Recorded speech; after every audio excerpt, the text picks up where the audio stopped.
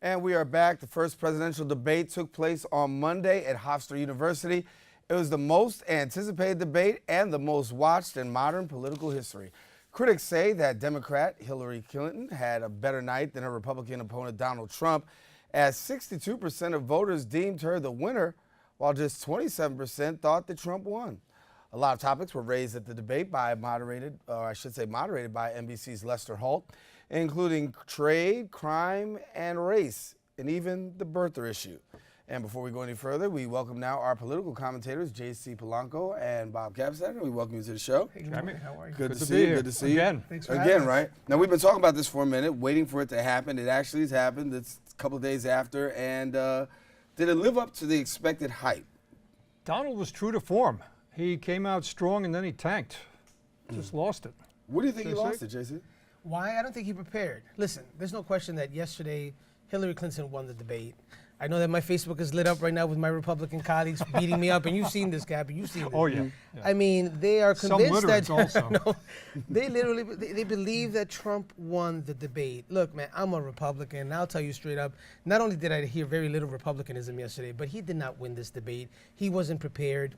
He should have done his homework. If he's going to come battle a beast like Hillary Clinton, you got to come prepared. And the thing is this, Hillary won, not because she's the best candidate, but because we have the worst candidate. Our candidate did not prepare. She prepared very well. She was ready for anything, and it showed for the 90 minutes that they were up there. Well, I think one of the things that comes out of it is his failure to really, I gotta say, the failure to trump on key issues. He really didn't plunge into key issues. When you talk about Benghazi, he really didn't talk about Benghazi. He didn't, he made some references to some other things, but he really missed out on a lot. Well, I got a feeling that stuff is going to come up in the next two debates. Whatever he missed in this one, I'm sure his handlers are going to say, you got to focus on this one, on the next one. The question is he going to understand the numbers from this debate and finally follow the pattern he needs to follow? He needs to tamp it down. He can't get shook by Hillary. Hillary shook him. Mm-hmm. Admittedly, you who've had some things to say about Ted Cruz. Ted Cruz actually comes out and endorses Donald Trump. Is this seen as a much-needed, desperate attempt to really galvanize the Republican Party in the last minute? No, I think the last thing Ted Cruz was thinking about was the Republican Party. Ted Cruz was thinking about Ted Cruz. Yeah. Ted Cruz has a primary right now, and right now the second wealthiest congressman next to Issa in California is thinking about primarying Ted Cruz for the U.S. Senate. The Texas Republican establishment is very angry at Ted Cruz for not endorsing Donald Trump at the convention. This was what you call a little, too late. It's very embarrassing, however, for Ted Cruz to come and endorse a man who insinuated that his father was involved in the JFK assassination and ridiculed his wife's look and coined him Lying Ted. Listen, from now on until the year 20,200, whatever it is, or however long this planet is around, he's going to be known in the history books as Lying Ted. I mean, the only thing he should have done was just not endorse. He should have just stayed quiet, like Senator Mike Lee, and just left it alone and continued to be part of the Never Trump movement. What is this going to mean coming November? Because obviously, if Donald Trump does lose the presidential nomination, there are a lot of seats up for grabs, both Senate and Congress. Is this going to be a tanking of the Republican Party? I think when it gets down to the wire, you're going to see the polls tighten up a lot. And that's, I think it's still an open question. The Republicans could be in trouble. But as you get closer to Election Day, you're going to see where Trump is with Hillary. If it's that tight, I think the Republicans might salvage. What do you think? I think that for a couple of months ago, I would have told you that we would have lost the Senate. I would have told you that we would have lost many seats in the House. And I would have thought that Hillary would have won with over 350 electoral votes. I even thought, and I've said it here, that if Mitt Romney lost by 5 million votes, that there's no question Trump would lose by 10. But in the last couple of weeks, especially since Hillary Clinton disappearing after the Democratic National Convention, it was the wrong strategy. She should have stayed on the attack. I think that Donald Trump stepped up his attack against Hillary for the 4 weeks that she was absent, and he's tightened the polls. And now we see seats that we thought we were going to lose end up being a lot closer than we thought. And if you look at New Hampshire with Senator Ayotte, we were losing by over 20 points, and now that race is close. So I think we may end up keeping the Senate. That is unless in Indiana, Senator Bayh beats the Republican candidate. Senator Bayh is very popular in Indiana. He's a conservative Democrat. And Chuck Schumer is spending a lot of money to get him elected. He may be the deciding seat in deciding who keeps the Senate majority. I think this, I mean, everybody thought that Hillary had the electoral college vote sewn up. Now everybody's starting to look at the I keep saying electrical. How many people do that? Right.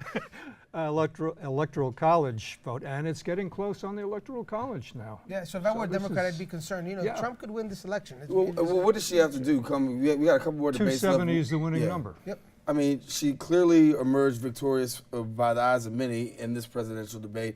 What does she have to do going forward in order to keep the momentum and regain some new momentum? She's got to keep pushing Trump at these debates to lose it, and she's got to work in the swing states. Pennsylvania could swing. Ohio Yeah. is close. Yeah. Very No, critical states. You know what, Darren, I'm a Buffalo Bills fan, and almost every my season, gosh. we always wait for what other team is going to lose, so perhaps maybe there's a calculus that we get in. When I look at Hillary, Hillary's in a position right now where she needs other players.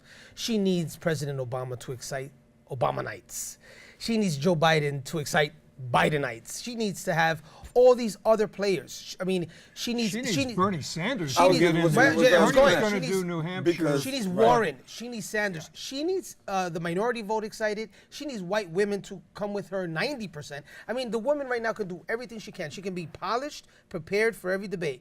But if these other players don't bring in the votes that they have to bring in, I think Trump could win this election. honestly. I mean, we brought up a good name, Bernie Sanders. Where is he in the midst of all of this? He's been I think he's been relatively quiet. I You don't think he's understand silenced that. by the campaign to say, "Listen, we've got this. Don't say No, anything"? I don't think so. I think he needed to get out there a lot sooner and do more. I don't know what else He's you want coming in from the late. guy. I He's mean, coming in late. Come on, because but what else have do you all- want from the guy? you The guy's have all these- campaigning. He spoke at the convention. He's doing all the campaigning for their lady. What else do you want? I don't see him on media. I don't see him on He's media. always, he was, I don't see him. he's on the Sunday shows trying to get the vote off her. And considering that Hillary Clinton is such a flawed candidate, honestly, you're dealing with a woman who conspired with the Democratic National Convention to give her the nomination. And we see in these emails that were These are that two were hacked. unpopular No, that were candidates. hacked. No, hold It's up. the And we most- see the Democrats rigged this entire process for Hillary. And when you look at these emails that were hacked, they were clearly anti-Sanders. I mean, the guy's going above and beyond what I would do if I were him. Look, if I were him, I wouldn't even ever speak. I would give her the silent treatment. And, you would too. Well, the question I would never is- talk Here's to the her question. again. She is not named the vice presidential candidate. I don't think Bernie would go for that. But here's the thing. She has Kaine, right?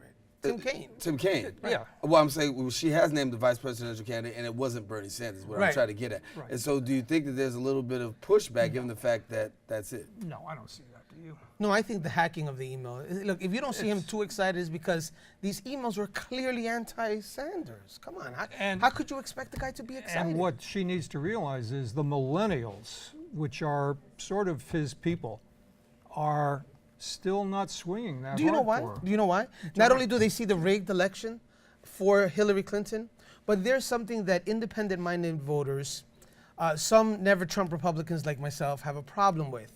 And that is what happened to those 33,000 emails. Listen, I know there are a lot of Clinton voters that are watching this morning and probably in the audience as well.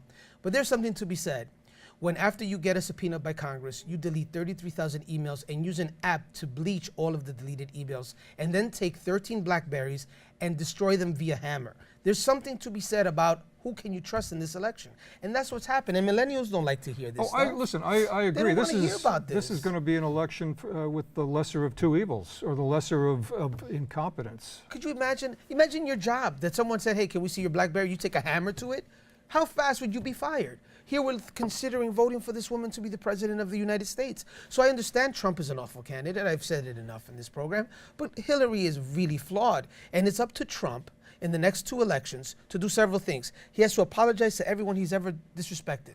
And he has to mean it. And I think it's too little too late if you ask me. But he has to do something about it. I think he comes across as insincere. It comes portrays off as that. insincere, Right. unfortunately. But I've been saying... And desperate.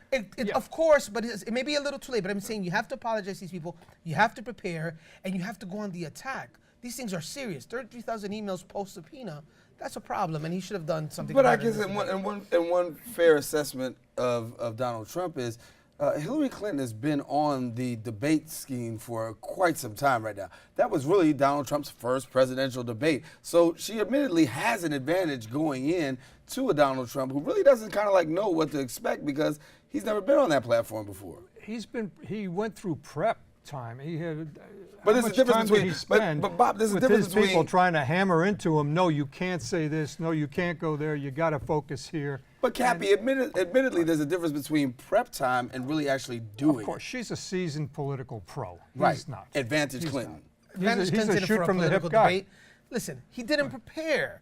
It's No. evident. Listen, if the guy prepared, you could go toe to toe against Hillary Clinton, but he didn't, and you can see it. And if you look at the replays, you can see that the guy was not prepared to face off. Has there been any story about how his people tried with him? Yes, and but he just- wouldn't. As a matter of fact, Hillary went off the campaign trail for 3 days. Right. He continued, and he said, "Hey, I know you have to go home and prepare. I'll see you at the debates." He mocked her, to which Hillary brilliantly came back and said, "You know, I did prepare for this debate, And I'm I prepared prepared to be the president." It was great. What a but, line. But you got to give Trump the slam dunk. And for those viewers who haven't, go online and check it out.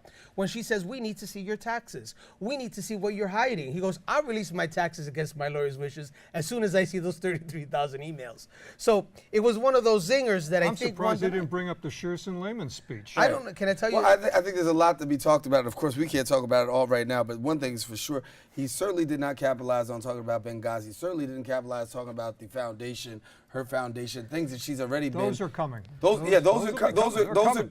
are coming. Yeah. But I mean, I think right off the bat, I think everybody was looking to see whether or not that was going to be a part of the initial attack. So These we'll see. viewers, I'm going to tell you right now, prepare for this. Yeah.